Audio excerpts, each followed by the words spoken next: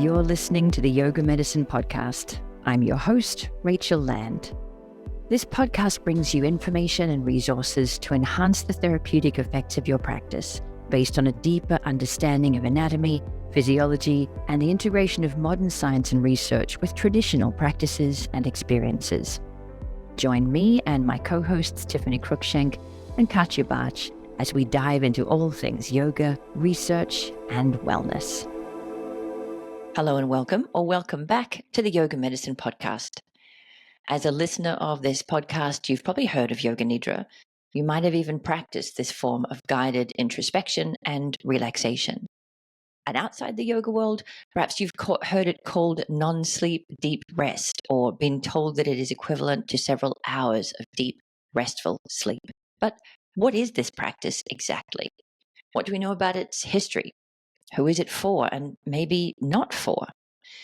Here to help us understand what Yoga Nidra is, and just as crucially isn't, is returning guest and Yoga Medicine 1000-hour therapeutic specialist, Caroline Wybar.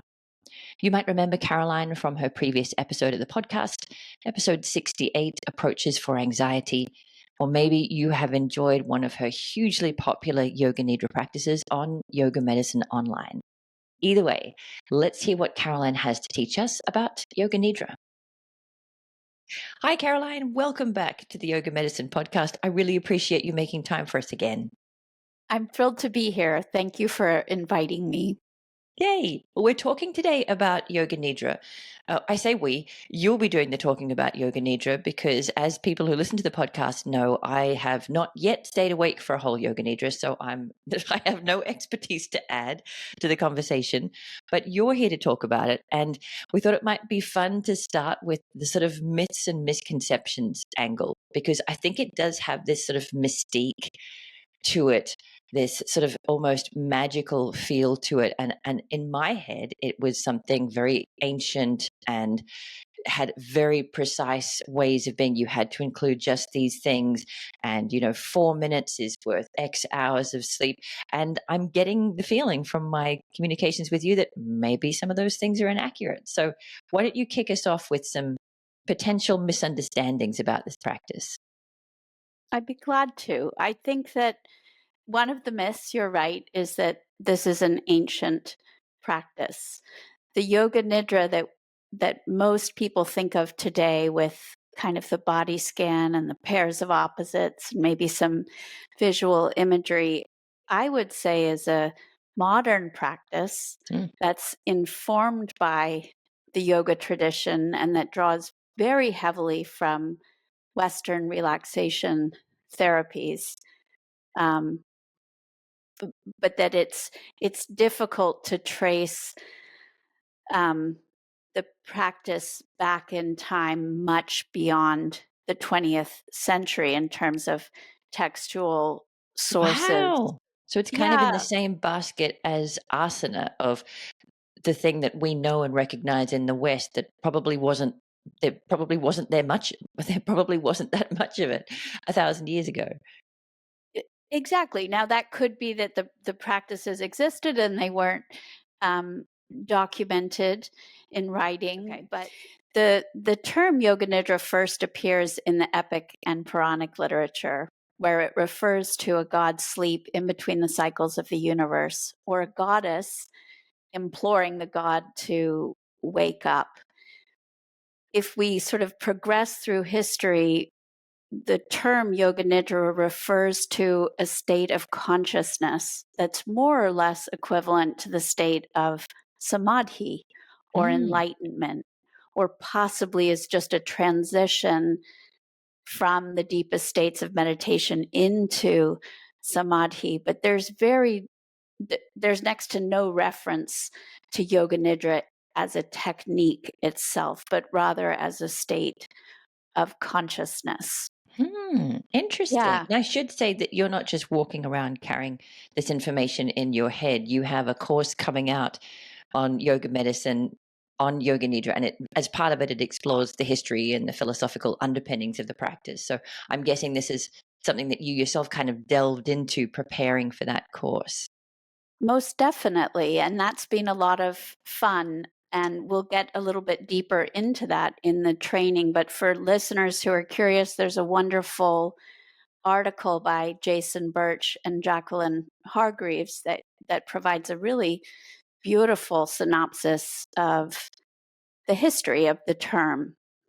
And maybe we can provide a link to that I'd love in to. the podcast notes. Yeah. So not necessarily ancient, probably based on more modern relaxation techniques, or at least the version of it that we do today. And like many things with yoga, the details sort of lost in antiquity, perhaps because so much of the practice was transmitted orally. So you had stories and texts, but there was a whole context for that hasn't been retained.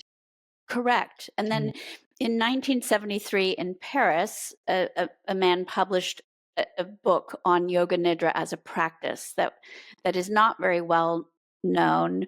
3 years later, Swami Satyananda Saraswati published his famous Blue Book and put forward a kind of new system of Yoga Nidra that he claims to have devised. And that book is really what popularized Yoga Nidra. And it's that method that, in many ways, provides the template for most, if not all, of the modern schools of Yoga Nidra, stating the sankalpa or intention at the beginning, doing the rotation of consciousness or body scan, doing the pairs of opposites, the sort of rapid image visualization, and that sort of thing. But even and that was in mid-70s, mid-1970s. correct. Wow, okay. And even that template itself is likely drawing on some of these Western relaxation therapies for inspiration, as well as some of the language in that text. Yeah. So what I take from this to mean is that, as with all of yoga, this is an innovative, ever evolving, adaptive tradition that is constantly adapting itself to try to meet the needs of the people. And what I think that affords us as Yoga Nidra teachers today is perhaps more freedom than we realize in terms of how we're structuring the practices and what we're drawing from to provide us with inspiration. I love that, because I think maybe like a lot of people, I had thought that there was a very prescriptive flow and there was like a universal template that made something Yoga Nidra, and you had to tick all of these boxes in this order in order for the practice to be authentic Yoga Nidra. But you're suggesting that that's not the case. I think it depends on what school you've trained with, and certainly I think there are many schools today that do offer a kind of, however many steps in the sequence that you're following, and you follow them in order, and so on and so forth. My training is in the Himalayan tradition. I've done most of my training with Rod Stryker, and he's been so wonderful at every stage about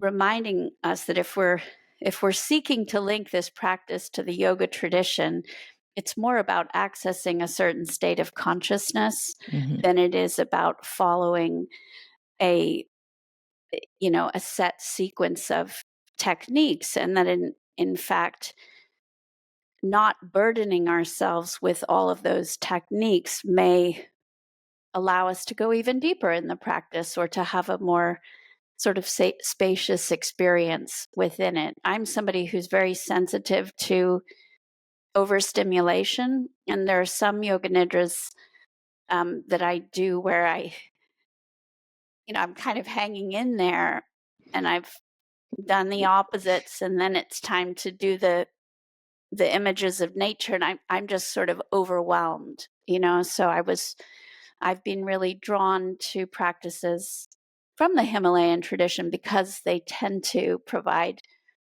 more silence and just a little bit more space. Yeah, that makes And sense that to works me. well for me. Yeah. Yeah, and I guess some of the bits that I've been awake for in Yoga Nidras have been, um, usually I fall asleep right around somebody saying right thumb, and then I'm out. But sometimes I'll wake up again later and there'll be somebody's describing a graveyard or a dead dog on the road.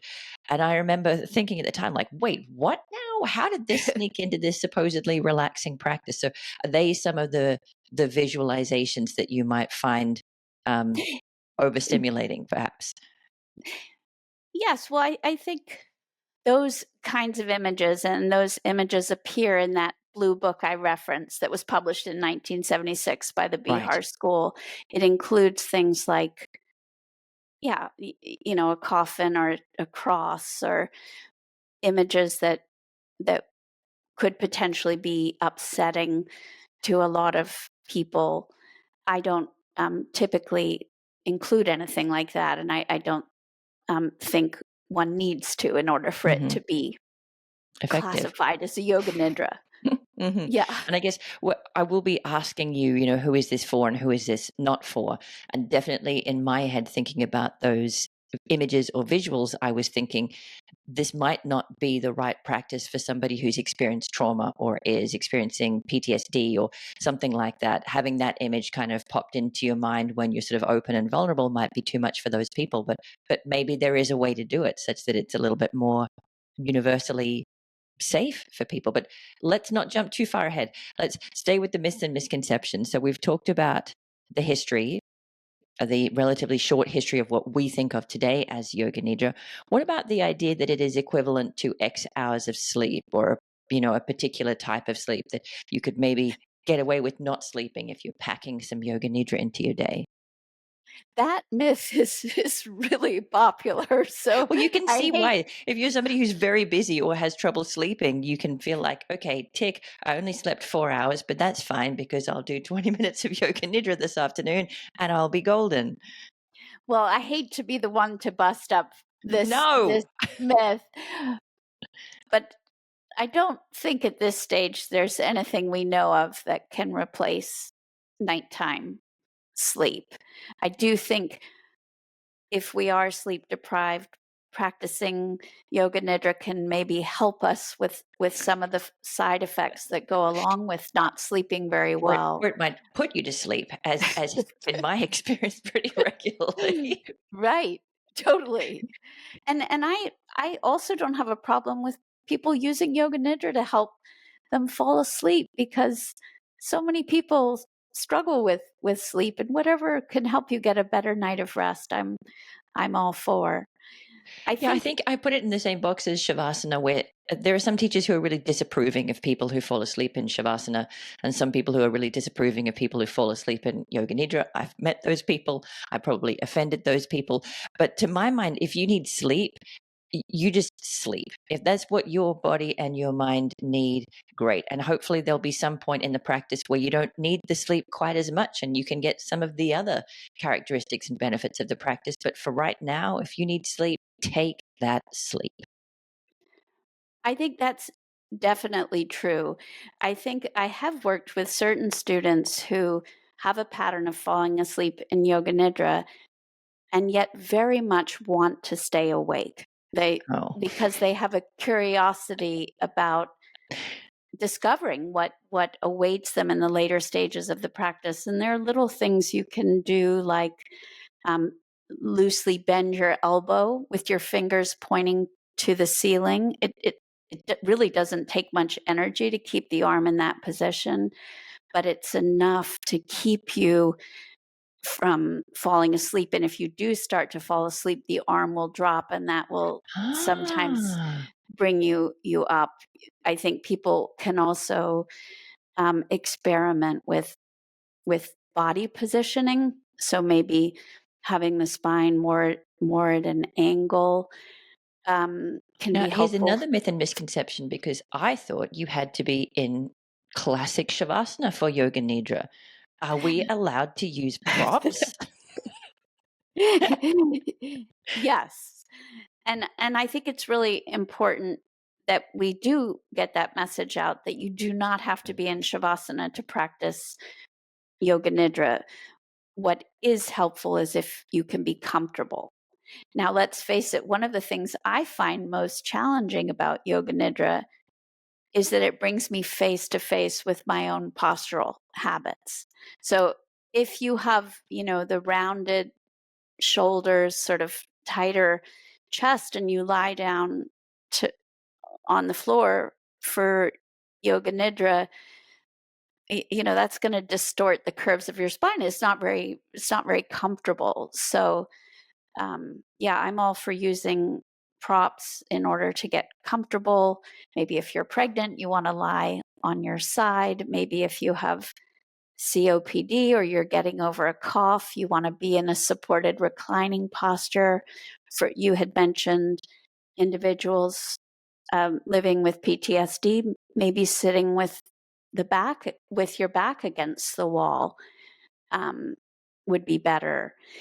For people, let's say, who are in wheelchairs, for whom getting down on the floor might not be accessible or might feel like more trouble than it's worth, I think there are ways to prop yourself up in the wheelchair even, so that you can do the practice in a more upright position. I love everything Yeah. about this, because it suddenly takes a practice that excludes a large number of people, at least excludes them from experiencing it in sufficient comfort that they can get benefit from it, and it makes it a much more accessible and welcoming practice. I'm all for that, so I'm very happy to hear that misconception busted. You gave me another one, which is Yoga Nidra is equivalent to delta wave sleep. So let's say we have busted the myth that it's worth X hours of sleep. How did the delta wave one come about, and what is that specifically? What's so special about delta wave sleep? Well, those two are linked. Those two myths. So, delta wave sleep is synonymous with slow wave sleep. This is that deepest stage of non-rapid eye movement sleep. Oh, I see. When the body, when the most physiological repair is taking place, and the reason that this has come about is because in 1970 in Kansas, there were some very early experiments done on Swami Rama. He's a teacher from the Himalayan tradition. And then those experiments were replicated in the early 2000s with another senior teacher from the Himalayan tradition. And they performed EEGs, and both of these men, the EEG recording suggested delta wave predominance while remaining conscious. So in slow wave sleep in the brain, and yet fully aware of everything that's taking place in the room, the conversations that are going on outside. Now, I don't want to suggest that that's not possible. However, that kind of a result has not been replicated in any peer-reviewed research. We don't necessarily know how many electrodes were used and that sort of thing. But the few experiments that have been done looking at brainwaves in Yoga Nidra have not shown the same result. And in fact, delta wave predominance while remaining conscious is linked mostly to pathological states like the vegetative state or epilepsy. So certainly I don't want to suggest that it's not possible that we could have whole brain, delta wave predominance while remaining conscious, but that is not something that we have seen yet in a lab, nor does cognitive neuroscience have an explanation for that result. So don't put that on your advertising material for your upcoming Yoga Nidra course. No, but if you do need some advertising material for your Yoga Nidra course, you could say that some research suggests that practicing Yoga Nidra in the morning can help promote slow wave sleep at night.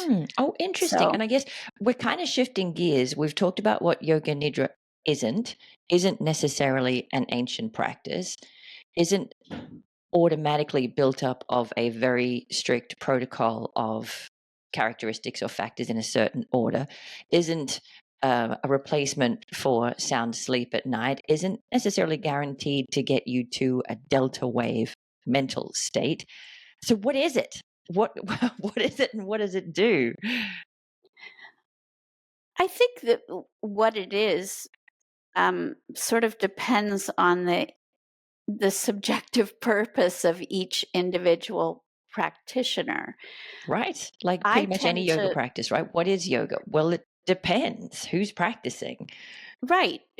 There, there are certain people who might be using Yoga Nidra to achieve enlightenment, and they might not want to do my Yoga Nidras because I don't think I You am can get them going to there. lead anybody there. But I think that I tend to look at Yoga Nidra as a practice that helps people to relax, which sounds so simple and yet is something that many of us have forgotten how to do. Mm. That that helps us to regulate our nervous system, to deepen our sense of self-awareness, to gain trust in our bodies, um, to empower our intentions in life, and so many things. And so if I'm thinking of, okay, what would be absolutely essential in a Yoga Nidra practice, what I might say is just simply that the practice leads to some experience at the end that feels quite spacious and that tends to blur this sort of subject object distinction, the feeling of being completely separate from everything in the world around us. But it leads to a feeling of peacefulness, to put it as Because simply you as I mentioned can. altered brain states earlier. Is that the kind of altered state that you mean, that blurring of the line between subject and object, that spaciousness? We could really go No, down some don't go rabbit too holes, deep into the weeds. which I absolutely won't. You'd Um, lose me very quickly. It might be like the right thumb thing all over again. yeah, fair enough. Um, I don't know, but just think about that spacious experience you've had. If you've been able to stay awake for shavasana, and I assume you have. Have you ever had a moment in Sometimes. shavasana where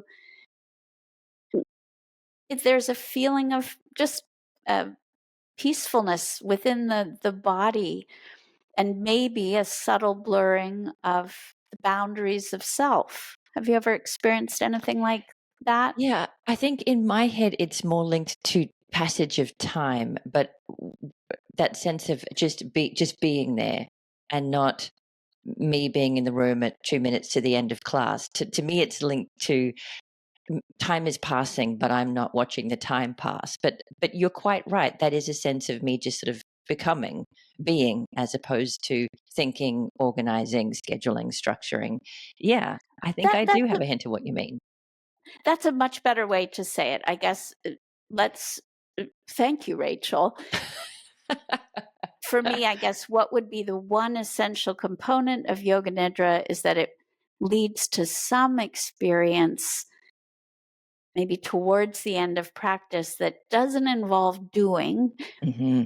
relaxation by doing, and that involves just an experience of pure being. And I love that you mentioned time, because one of the ways I tend to think of Yoga Nidra practice is as a reprieve from the pressures of time. You know, time is something that bears down on all of us, and few people feel like they have enough of it, whether it's within any given day to, you know, get through the to-do list, or whether it's within the lifespan to do all the things we want to do in this one life. Or maybe we love somebody and we know that their time is coming to a close, and that causes tremendous sadness.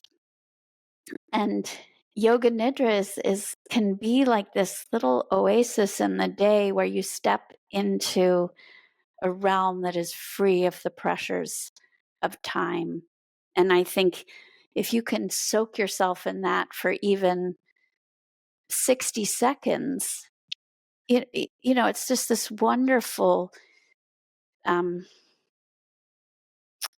way of replenishing yourself then as you move back out into the world. So that's a theme that I like to use a lot when I'm teaching Yoga Nidra, especially at the beginning of the class. I might say something just like, for set aside your to-do list. They'll be waiting for you when you finish. But for the next little truth. Yeah, for the next little while, put them down. But so I think for a lot of people, when they do drop into states of deep relaxation, time becomes almost mind-bendingly elastic. Like you just don't know how much time has gone on, and you just get a little bit of freedom from those minutes ticking away, Oh, that's Yeah. beautiful. That's a really a gorgeous way of explaining a practice as a sort of reprieve from just the constant demands of the rest of life, I think is how most of us experience adulting. Yeah. So when I think of sequencing a Yoga Nidra, if my goal, let's say, is to guide people towards an experience of just pure being or pure relaxation, then I'm choosing the techniques I use within the practice to support that end.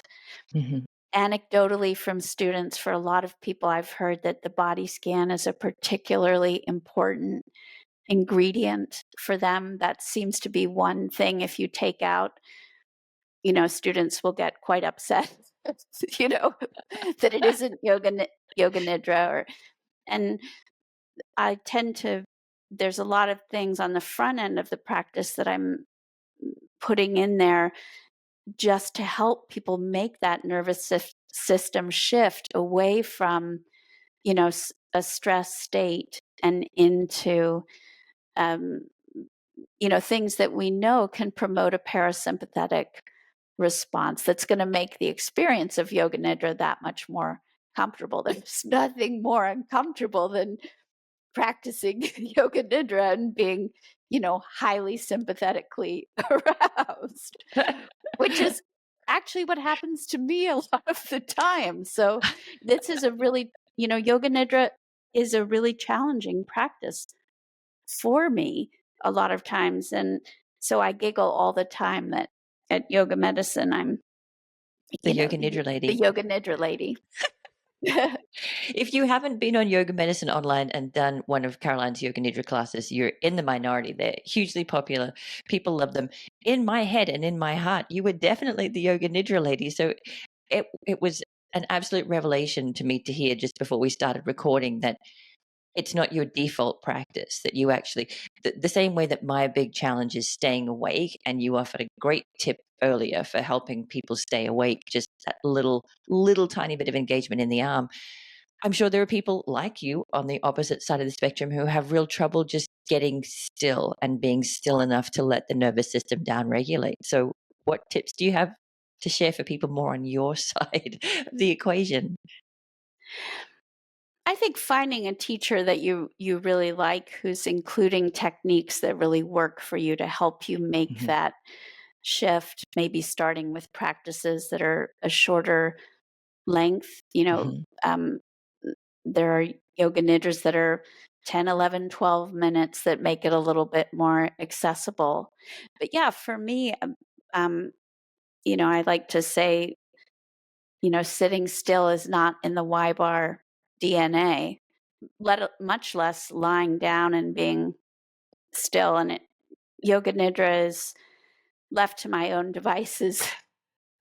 the kind of practice that, earlier on, I really wouldn't have wanted to touch with a 10-foot pole. What happened for me was in 2015, I think, I had lost my partner to an unexpected death, and I found that several months after that experience, and I would imagine it was grief playing its way out through my body, I just had no energy. At the time, I was doing an Ashtanga Mysore practice, and it was like all the strength went out of my body.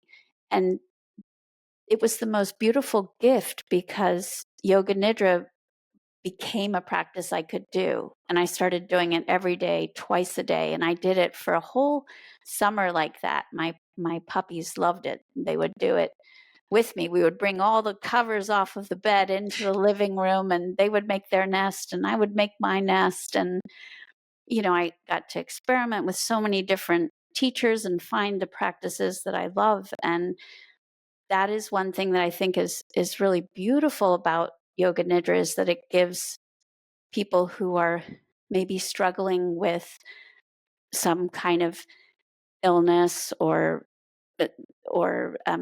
challenges with energy to keep practicing in a way that's really, replenishing to the system.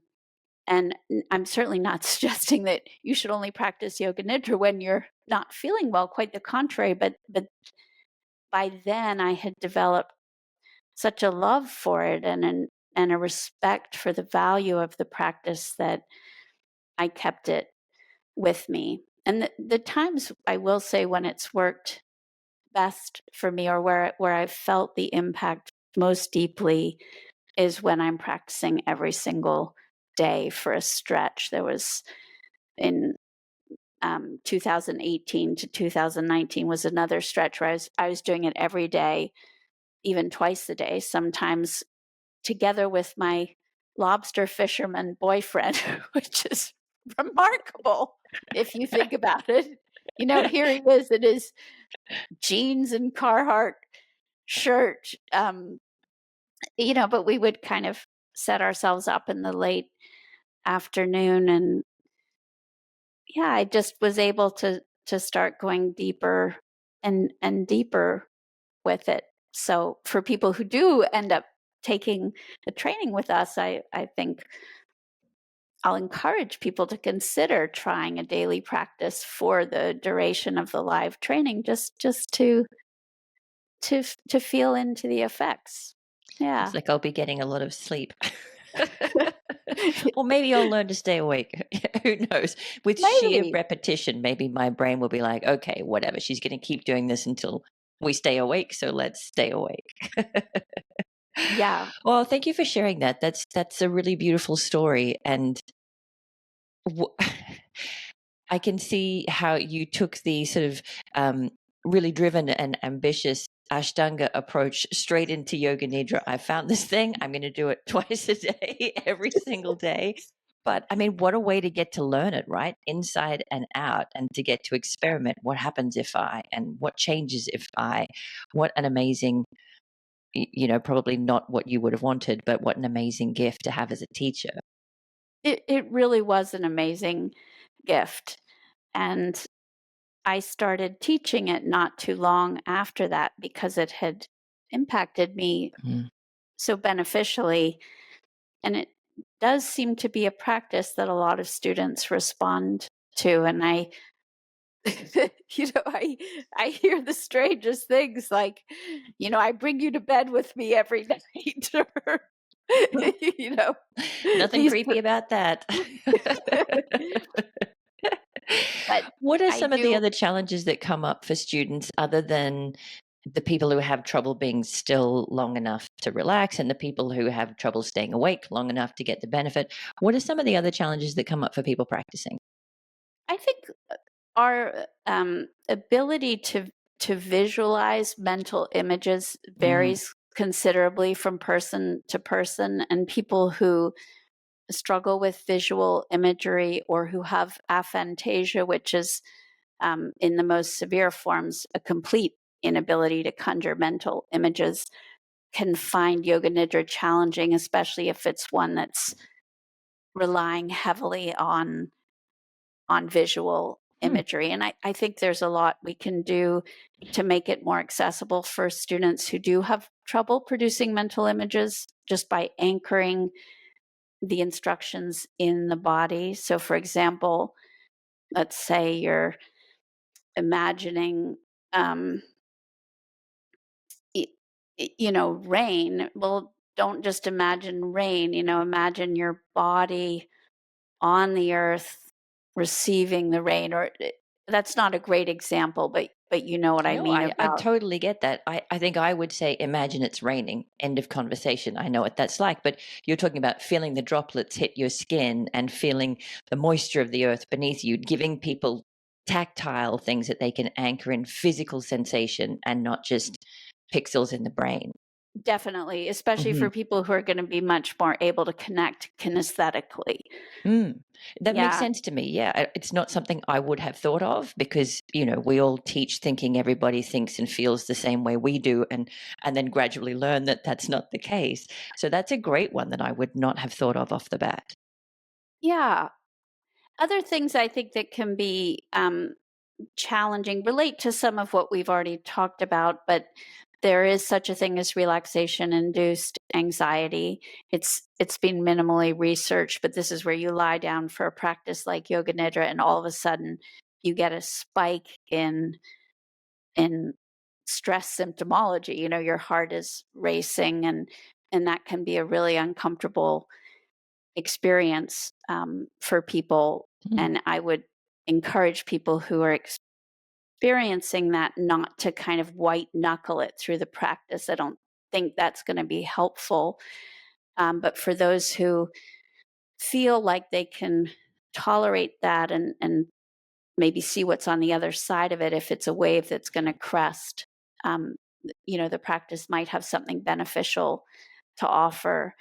There are other things that can play into our ability to relax too, like caffeine intake, especially if you're somebody who's sensitive to it. Maybe, you don't want to have a big cup of coffee before you lie down for your Yoga Nidra practice, or certain medications can make it harder Mhm.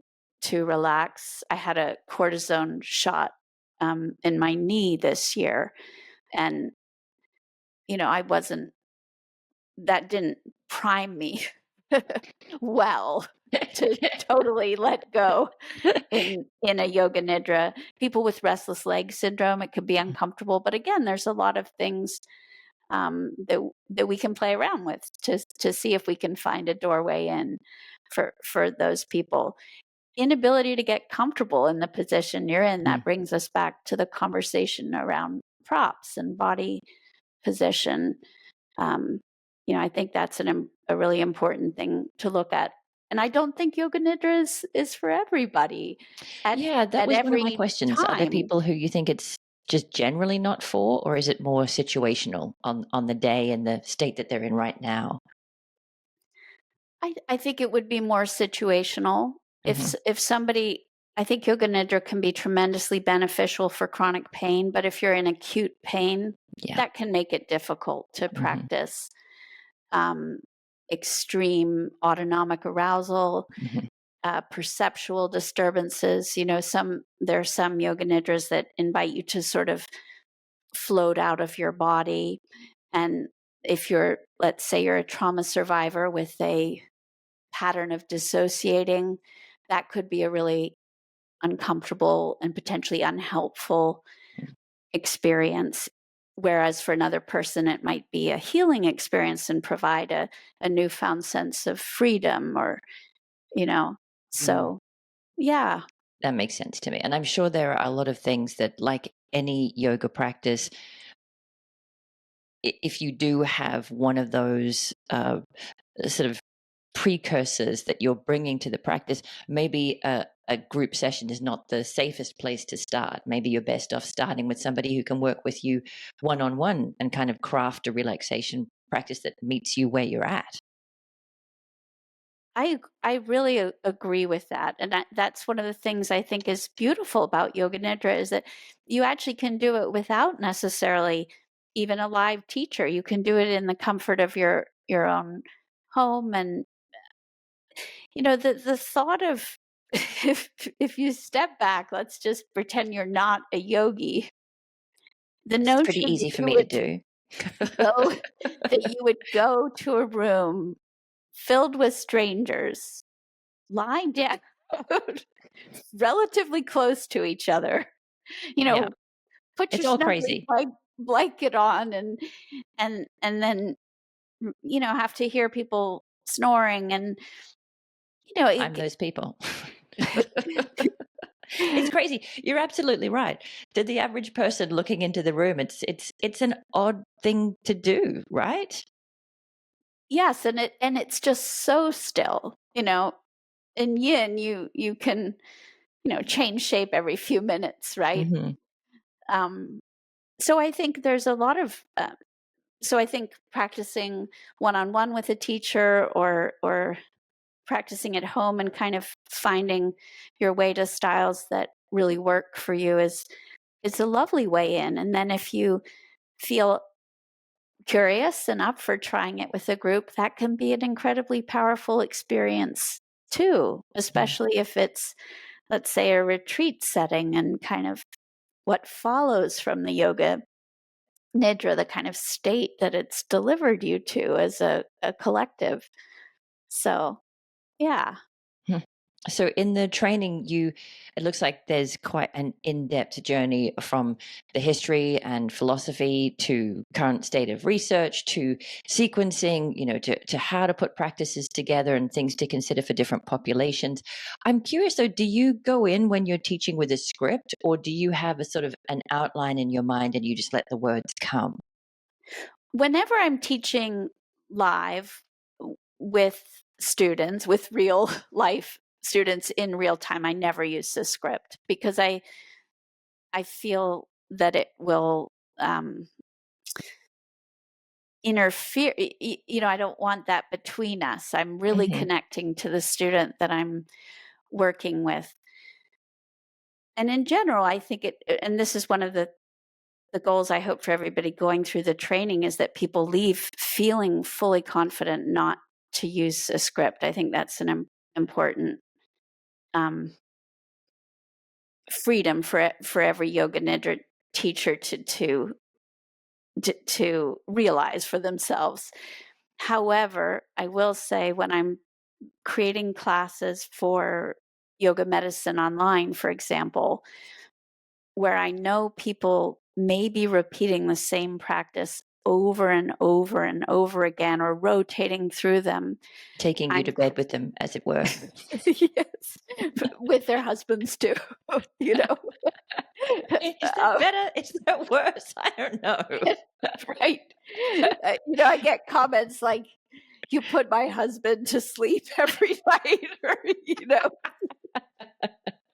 right. But I'm quite careful about, I'm trying not to use the same language in every single class. So I'm quite detailed in the notes that I take so that there's variety because I have the kind of brain that that not knowing what's coming next is helpful for keeping me present, you know. There are some styles of yoga nidra that actually use a script, so the teacher reads from a script and the script is always the same. You might be using slightly different ingredients. Mhm. And there's something incredibly powerful about that, and incredibly beautiful, but then there can also be, you can also get to a moment where you're kind of going on autopilot in your yoga nidra because you already know what's coming next. So Oh, I see what you meant about the unknown being helpful for you mentally. I was like, wow, that sounds like a recipe for disaster for me. But now I know what you mean because your brain's not leaping ahead and filling in the blanks and finishing the process. The brain's just there waiting for the next part of the process. Correct. So Right. for most of my students, it helps them if I'm not doing the same exact body scan every Right. single time, or saying those same introductory words every single time. Now, that being said, the practice that's been my go-to for years now is incredibly simple, and I do the same thing every time. So, you know, I think this fits to me in wider yoga conversations because I'm a big fan of introducing something fresh and novel in every class I do, but at least 80% of the class is repeated. I follow a really similar template. We do lots of similar things so that the new thing, the fresh thing stands out. And to me, that's the perfect balance. I know some teachers who pride themselves on never teaching the same class. And I know some people who do a set sequence with a set dialogue like Bikram for years and years and years. So there is a massive spectrum of what can work for people and what can work for people in different phases of their lives. So I totally get it. But I like the idea of you being really thoughtful in terms of, is this something that's going to be repeated? Is this something that we're co-creating right now in this moment? And they might have slightly different mhm, characteristics or requirements around them. mhm.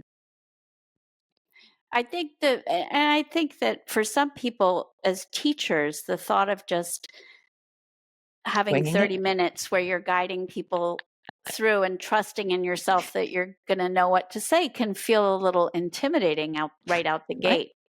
So, maybe I think a lot of people start out with scripts, but if you didn't write the script yourself, that language is going to feel at a certain point it may feel clumsy to you, or just Mm.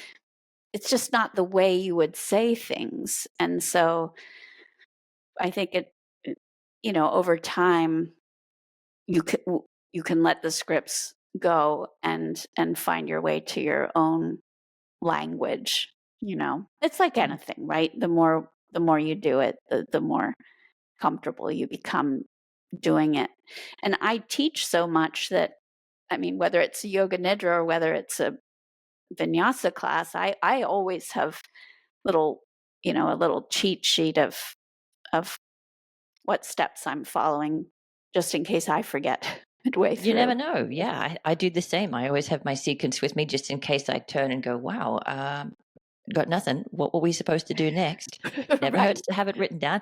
I don't usually need it. In fact, I don't remember a time that I've needed it, but just having it there allows me to relax and be present.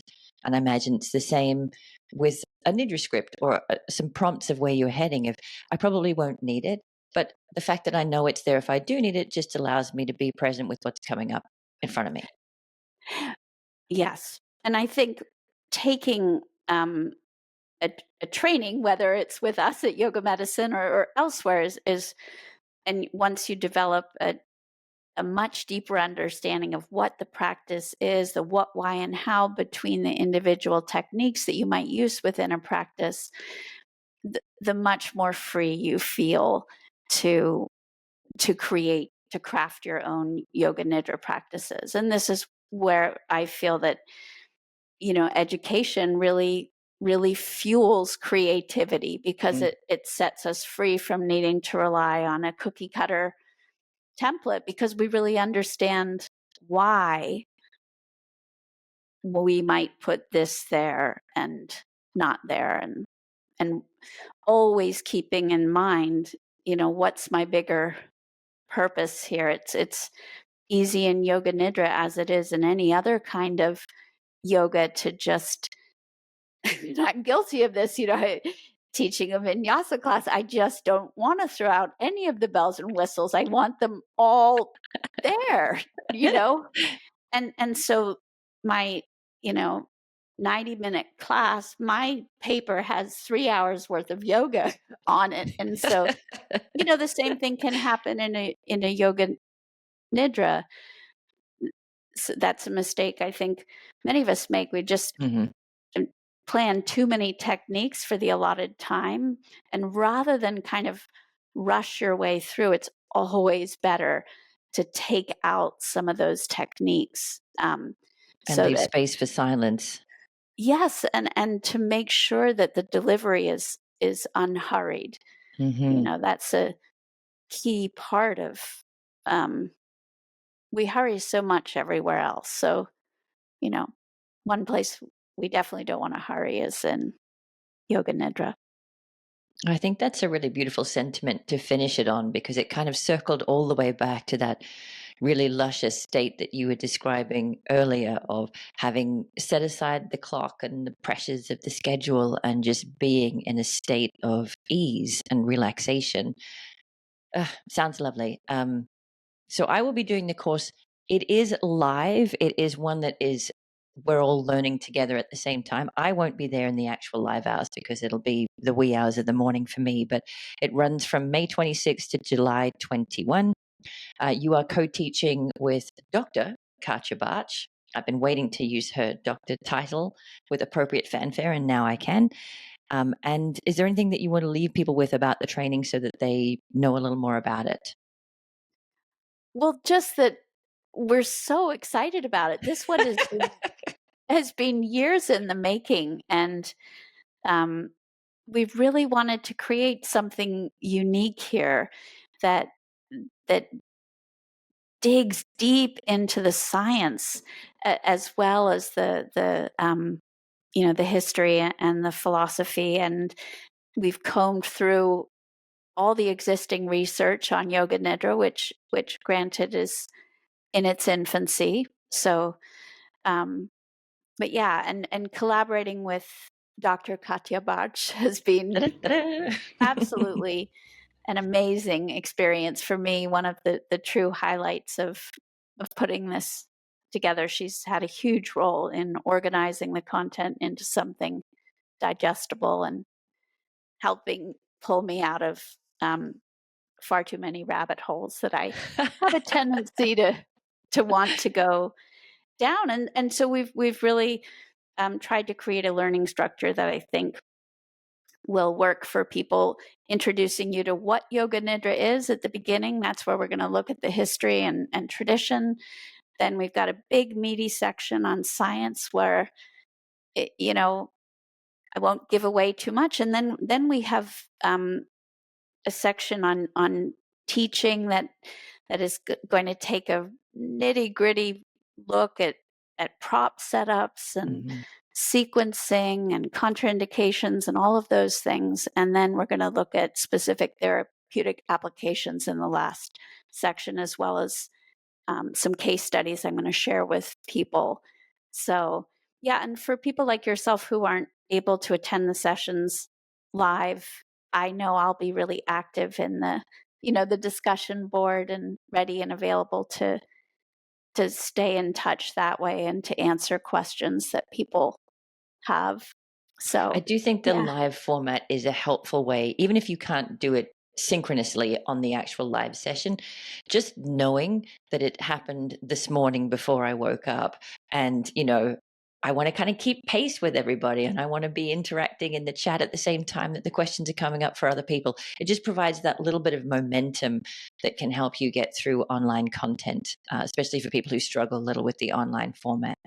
I think it's really helpful. And for people who, maybe you're heading into a busy summer and you're afraid you won't be able to get to all of those recordings if you're completing asynchronously, don't worry, because you'll have ongoing access to the training content. So that's a nice feature too, I think, that Tiffany's including there for everyone.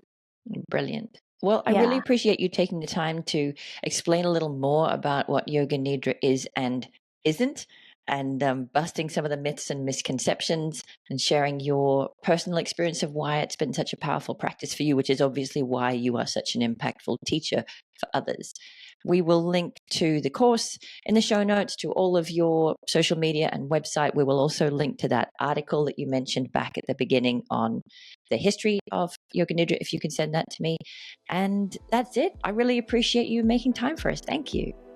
I so appreciate you inviting me to join you here. It's been wonderful. Thank you. Thank you.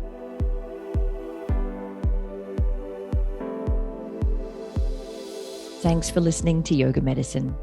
If you liked the show, be sure to subscribe and leave a rating and review on Apple Podcasts or wherever you listen to podcasts. And if you got something out of this episode, please spread the word and share it with a friend. You can find more information, articles, trainings, and classes at yogamedicine.com. Check us out on social media as Yoga Medicine, or you can email us at info@yogamedicine.com. Thank you for being part of our Yoga Medicine community. The content of this podcast is not medical advice and is not meant to replace medical care. Please consult your healthcare provider to determine what is best for your unique healthcare needs.